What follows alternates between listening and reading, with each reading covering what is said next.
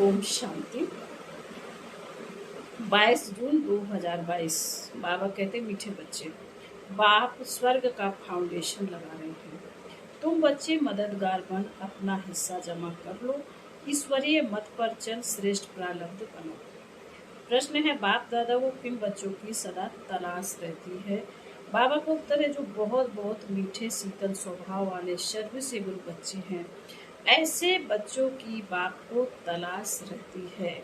Serviceable बच्चे ही बाप का नाम वाला करेंगे।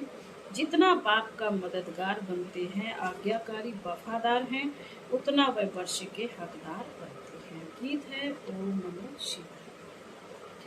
ओम शांति का अर्थ किसने बताया? बाप को।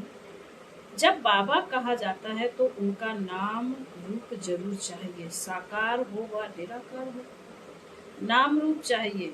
और जो आत्माएं हैं उन पर कभी नाम नहीं पड़ता। आत्मा जब जीव आत्मा बनती है तब शरीर पर नाम पड़ता है।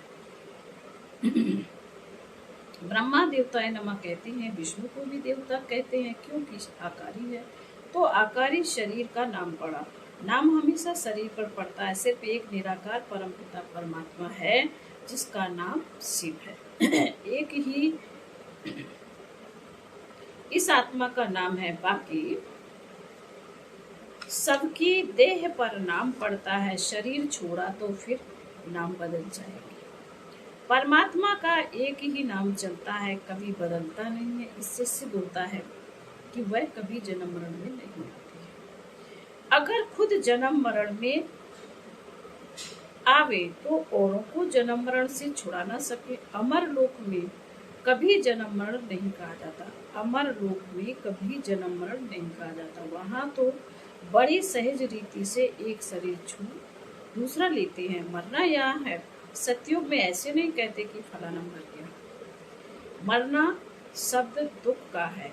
वहाँ तो पुराना शरीर छोड़ा दूसरा किशोर अवस्था का शरीर ले लेते हैं, खुशी मनाते हैं। पुरानी दुनिया में कितने मनुष्य हैं, यह सब खत्म होने वाले हैं। दिखाते हैं यादव और कौरव थे, लड़ाई में वह खत्म हो गए, तो क्या पांडवों को रंज हुआ होगा? नहीं, पांडवों का तो राज स्थापन हुआ। इस समय तुम हो ब्रह्मावंशी ब्राह्मण, ब्रह्मा कुमार और कुमारियां। ब्रह्मा को इतने बच्चे हैं तो जरूर प्रजापिता ठहरा। ब्रह्मा विष्णु शंकर का बाप है शिव, उनको ही भगवान कहा जाता। इस समय तुम जानते हो कि हम ईश्वरीय कुल के हैं। हम बाबा के साथ बाबा के घर निर्माण धाम में जाने वाले हैं। बाबा आया हुआ है, उनको साजन भी कहा जाता है, परंतु एक्यूरेट संबंध में वह बाप है, क्योंकि वर्षा सजनियों को नहीं मिलता। वर्षा बच्चे लेते हैं, तो बाप कहना राइट है। बाप को भूल जाने से ही मनुष्य नास्तिक बने। कृष्ण के चरित्र गाए जाते हैं, परंतु कृष्ण का चरित्र तो कोई है नहीं। भगवत में कृष्ण के चरित्र है, लेकिन चरित्र होना चाहिए शिव बाबा का। वह भी बाप टीचर शत्रुघ्न है, इसमें चरित्र की क्या बात है? कृष्ण के भी चरित्र नहीं, वह भी बच्चा है, जैसे छोटे बच्चे होते हैं।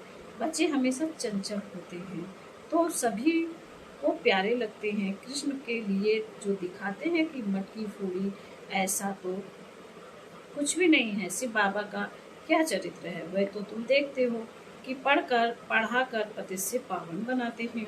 कहते हैं भक्ति मार्ग में मैं तुम्हारी भावना पूरी करता हूँ, बाकी यहाँ तो मैं पढ़ाता हूँ।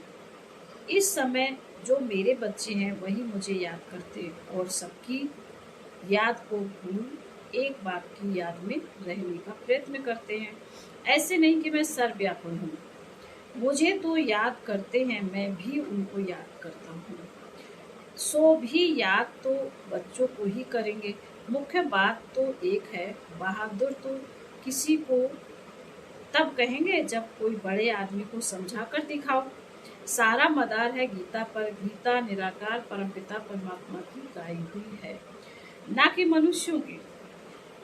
भगवान को रुद्र भी कहा जाता है, कृष्ण को रुद्र नहीं कहेंगे। रुद्र ज्ञान यज्ञ से ही विनाश ज्वाला निकली। कई लोग परमात्मा को मालिक कहकर याद करते हैं, कहते हैं उस मालिक का नाम नहीं है। अच्छा भला वह मालिक कहाँ है? क्या वह विश्व का सारी सृष्टि का मालिक है? परमपिता परमात्मा तो सारी सृष्टि का मालिक नहीं बनता। परमपिता परमात्मा तो सारी सृष्टि का मालिक नहीं बनता। सृष्टि का मालिक सो देवी देवता बनते हैं। परमपिता परमात्मा तो ब्रह्मांड का मालिक है। ब्रह्मा तत्व बाप का घर, तो हम बच्चों का भी घर। ब्रह्मांड ब्रह्मांड है बाप का घर, जहाँ आत्माएं अंडे मिसल दिखाते हैं। ऐसे कोई है नहीं, हम आत्माएं ज्योति बिंदु वहाँ निवास करती हैं। वह फिर ब्रह्मांड से हम नीचे उतरते हैं पाठ बजाने के लिए। हम एक दो के पिछाड़ी आते रहते हैं। झाड़ वृद्धि को पाता रहता है। बाबा है बीज रूप, फाउंडेशन देवी देवताओं का कहें व ब्राह्मणों का कहें, ब्राह्मण बीज डालते हैं।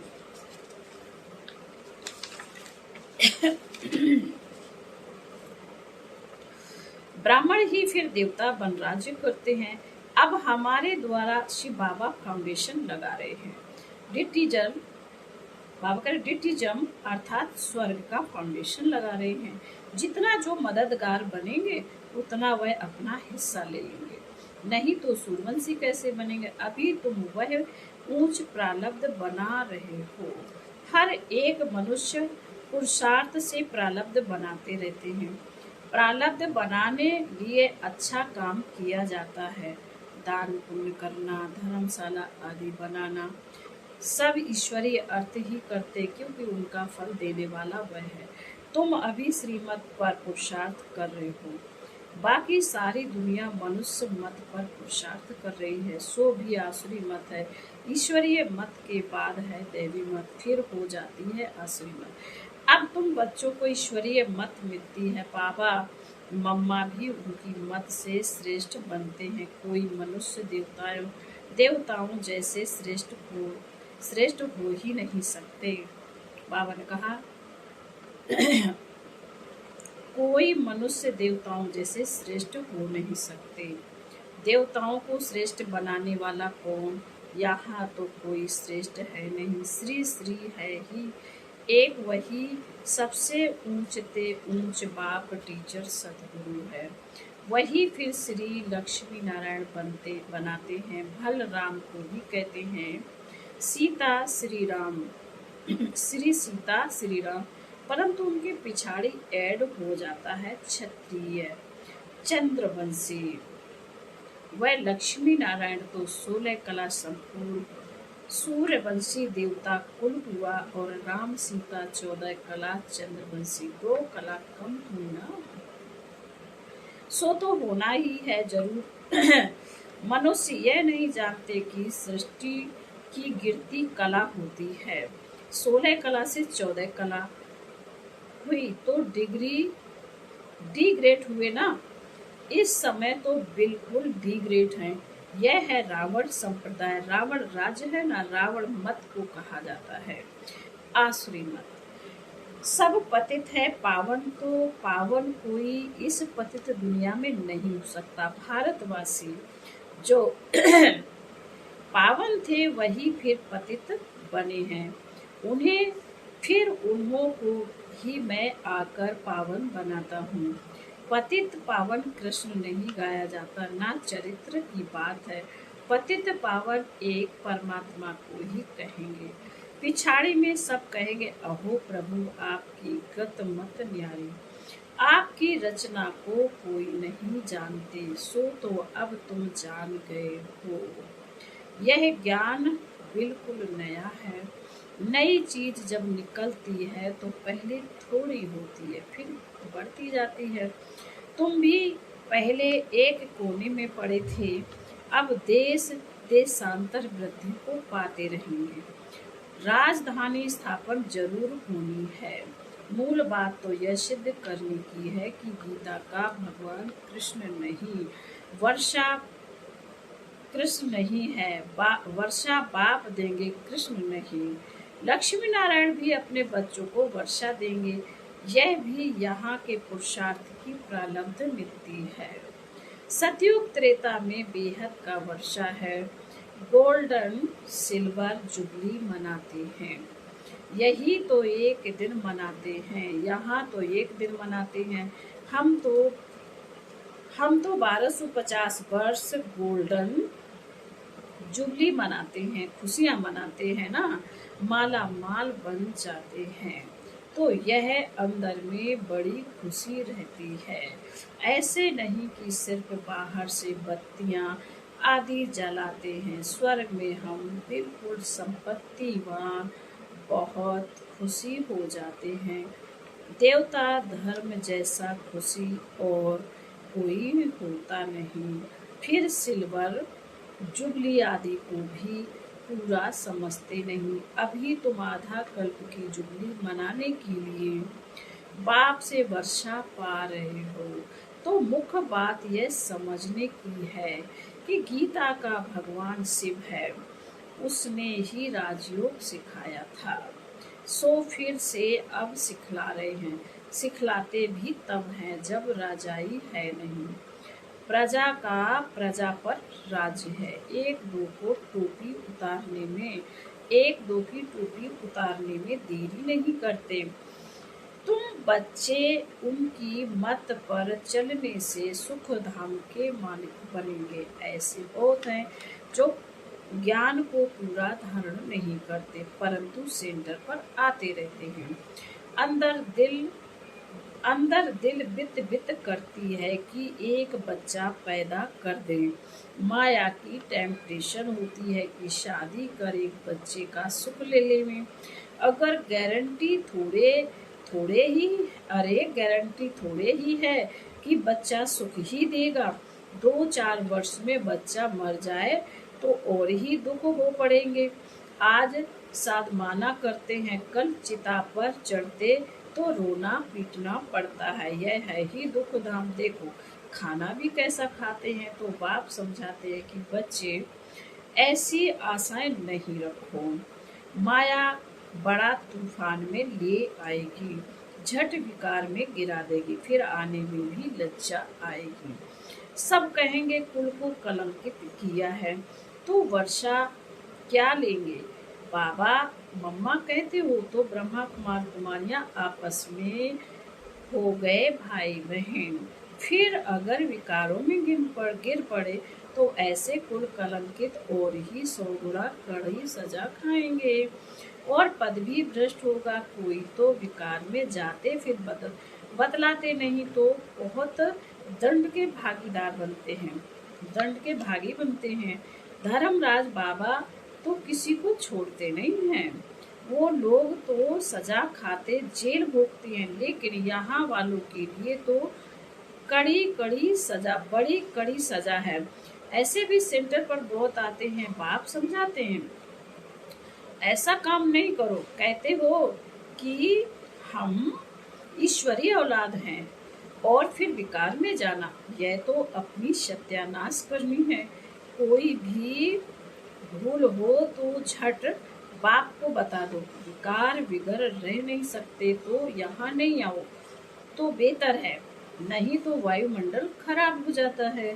तुम्हारे बीच में कोई बगुला व अशुद्ध खाने वाला बैठे तो कितना खराब लगेगा। बाप कहते हैं कि ऐसे को ले आने वाले पर दोष आ जाता है। दुनिया में ऐसे सत्संग तो बहुत हैं, बहुत सत्संग है, जाकर वहाँ भक्ति करें।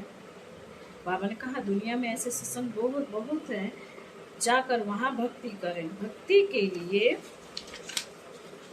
हम नहीं मना करते हैं, भगवान आते हैं पवित्र बनाने के लिए, पवित्र वैकुंठ का वर्षा देने के लिए। बाप कहते हैं कि सिर्फ बाप और वर्षे को याद करो बस। और खान पान के परहेज की युक्तियाँ भी बताते हैं।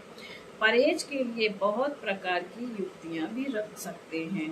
तबीयत ठीक नहीं है, डॉक्टर ने मना की है, अच्छा आप कहते हो तो हम फल ले लेते हैं। अपना बचाव करने के लिए ऐसा कहना कोई झूठ नहीं है। बाबा मना नहीं करते हैं। ऐसे बच्चों की तलाश में बाबा हैं जो बिल्कुल मीठे हों। कोई पुराना स्वभाव नहीं होना चाहिए। सर्विसेबल, वफादार, फरमानदार। फिर बाबा बोले, अच्छा, मीठे मीठे शिकील दे बच्चों प्रति माता पिता बाप दादा का याद प्यार और गुड मॉर्निंग। रूहानी बाप की रूहानी बच्चों को नमस्ते। हम रूहानी बच्चों की रूहानी माता पिता बाप दादा का याद प्यार गुड मॉर्निंग और नमस्ते। धारणा के लिए मुख्य सार बाबा ने कहा है पहले पॉइंट में, इस मायावी दुनिया में हर बात में दुख है, इसलिए इस पुरानी दुनिया में कोई भी आस नहीं रखनी। भल माया के तूफान आए लेकिन कभी भी कुल कलंकित नहीं बनना है। नंबर 2, खान पान की बहुत परहेज रखनी है। पार्टी आदि में जाते बहुत युक्ति से चलना है। वरदान है, बुराई में भी बुराई को न देख अच्छाई का पाठ पढ़ने वाले अनुभवी मूर्ख। चाहे सारी बात बुरी हो लेकिन उनमें भी एक तो अच्छाई जरूर होती है। पाठ पढ़ाने की अच्छाई तो हर बात में समाई हुई है ही क्योंकि है ही बाबा का समाई हुई है ही, क्योंकि हर बात अनुभवी बनाने के निमित्त बनती है। धीरज का पाठ पढ़ा देती है। दूसरा आवेश कर रहा है और आप उस समय धीरज व सहनशीलता का पाठ पढ़ रहे हो, इसलिए कहते हैं जो हो रहा है वह अच्छा और जो होना है वह और अच्छा। अच्छाई उठाने की सिर्फ बुद्धि चाहिए। बुराई को ना देख अच्छाई उठा लो तो नंबर 1 बन जाएंगे। फिर बाबा ने स्लोगन में कहा है,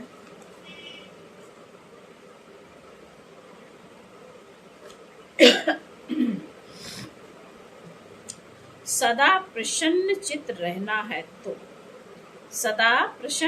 रहना है तो साइलेंस की शक्ति से बुराई को अच्छाई में परिवर्तन करो। ओम शांति।